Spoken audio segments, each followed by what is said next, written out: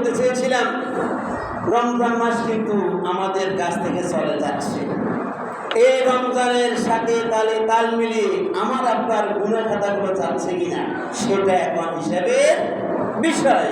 যদি আমার রমজানের সাথে সাথে গুনাহ খাতাগুলোকে মাফ করাইতে পারি, আমি যদি পরিচ্ছন্ন হতে পারি, আমি যদি নির্মল হতে পারি, আমি যদি নিষ্কলুষ হতে পারি, আমি যদি বেগুনাহ হতে পারি, তাহলে আমার জীবন সফল হয়ে গেল। তাহলে আমার জন্য কি রয়েছে? সুসংবাদ রয়েছে। আর যে ব্যক্তি এই রমজান মাস পাওয়ার পরে এই রমজান মাসকে কাজে লাগাইল না, সে ব্যক্তির জন্য কি রয়েছে? দুঃসংবাদ রয়েছে। এই কারণে প্রত্যেক জ্ঞানবান ব্যক্তির বিবেকের দাবি আল্লাহর কাছে হিসাব দেওয়ার আগে নিজের হিসাব নিজে মিলিয়ে না, যে আমি কতটুকু আল্লাহর জান্নাতে যাওয়া উপযোগী নিজেকে করতে পারি, আমি কতটুকু জাহান্নামের কঠিন আযাব থেকে বা জাহান্নামে যাওয়া থেকে বাঁচার পথ অবলম্বন করলাম। আল্লাহ রাব্বুল আলামিন হাশরের ময়দানে সবার আমলনামাকে ছেড়ে দিবেন। প্রত্যেকের আমলনামা তার কাছে চলে যাবে। যে ব্যক্তি পুণ্যবান সে ব্যক্তির আমলনামা সামনের দিক থেকে ডান হাতে প্রাপ্ত হবে। আর যে ব্যক্তি পাপিষ্ঠ গুনাহগার সে ব্যক্তির আমলনামা পিছন দিক থেকে বাম হাতে পাবে।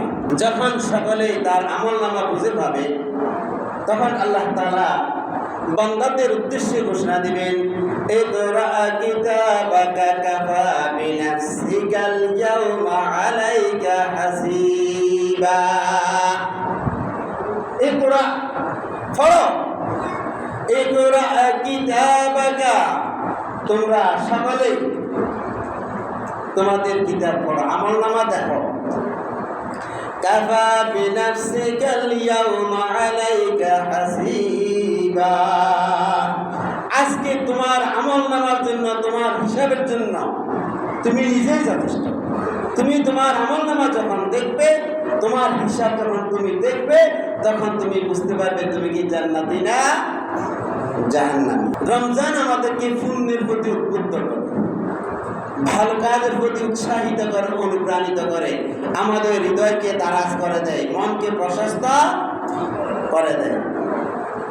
অন্যান্য সময়ে মানুষ যে পরিমাণ ইবাদত বন্দেগী করে, নামাজ পড়ে, রমজান মাসে আরো অতিরিক্ত কিছু নামাজ পড়ে না? অন্য সময় মানুষ যে পরিমাণ কোরআন তেলাওয়াত করে, রমজান আসলে আরো বেশি কোরআন তেলাওয়াত বাড়িয়ে দেয়।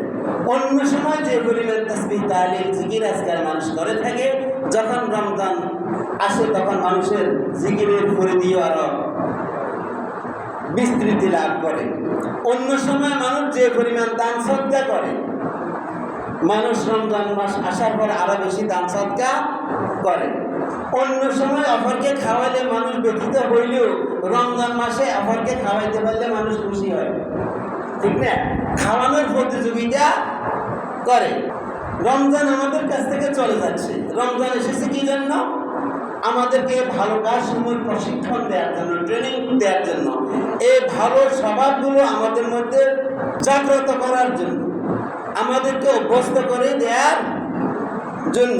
এই জন্য রমজান যাওয়ার সাথে সাথে আমাদের এই ভালো স্বভাবগুলো যাতে করে সংকুচিত হয়ে না যায়, কমে যাতে না যায়, এই ব্যাপারে আমাদেরকে সজাগ থাকতে হবে। রমজান মাসে যেরকম আমরা কোরআন তেলাওয়াত করেছি, রমজান শেষেও আমরা কোরআন তেলাওয়াতের চেষ্টা করব। রমজান মাসে যেরকম আমরা আল্লাহ তাআলা জিকির আজকার করেছি, ঠিক সেভাবে অন্য সময়েও জিকির আজকার করার চেষ্টা করব। রমজান মাসে যেরকম আমরা 5 ওয়াক্ত নামাজ বা জামাত আদায় করার চেষ্টা করেছি, রমজান শেষেও আমরা এই 5 ওয়াক্ত নামাজ বা জামাত আদায় করার জন্য সর্বোচ্চ মাত্রায় চেষ্টা করব। এই জন্য আল্লাহ রাব্বুল আলামিন মানুষ যাতে করে পুণ্য থেকে বেরিয়ে না যায়, পুণ্যের একটা স্বভাব বলবৎ থাকে, তারপরে কিছু ইবাদত দিয়ে দিয়েছেন। আমি আপনাকে যদি উদাহরণ দিয়ে বলি, ক্রিটিক্যাল রোগী হাসপাতালে যখন থাকে, যেদিন তাকে হাসপাতাল থেকে রিলিজ দেয়, তখন ডাক্তার বলে আপনি আরও কিছু ওষুধ খেতে হবে, কিছু ভিটামিন, কিছু এসে বিভিন্ন রকমের আয়রন বা ক্যালবোডি এগুলো খাইলে আপনি মোটামুটি সম্পূর্ণ মাত্রায় সুস্থ থাকবেন। এরকম কিছু টুকিটাকে ওষুধ লিখে দেয় না আল্লাহ রাব্বুল আলামিন? আমাদের কল্যাণ চান। আল্লাহ তো বলেছেন, আমি রোজা মূলত তোমাদের উপর ফরজ করেছি কি জন্য? তোমরা যাতে করে মুত্তাকি হতে পারো, তোমরা যাতে করে আল্লাহওয়ালা হতে পারো, তোমরা যাতে করে পুণ্যবান হতে পারো। আল্লাহ রাব্বুল আলামিন আমাদের উপর রোজা ফরজ করে দিয়েছেন কয়টা? 30টা। 1 মাস ফরজ করে দিয়েছেন না? কিন্তু সওয়াব দিতে চান তিনি 1 বছরের। সওয়াব দিতে চান কত দিনের? 1 বছরের সওয়াব দিতে চান। তো 1 বছরে যেহেতু সওয়াব দিতে চান, সেহেতু কিছু কায়দা করে, কিছু কৌশল করে আল্লাহ রাব্বুল আলামিন একটা সুযোগ করে দিয়েছেন।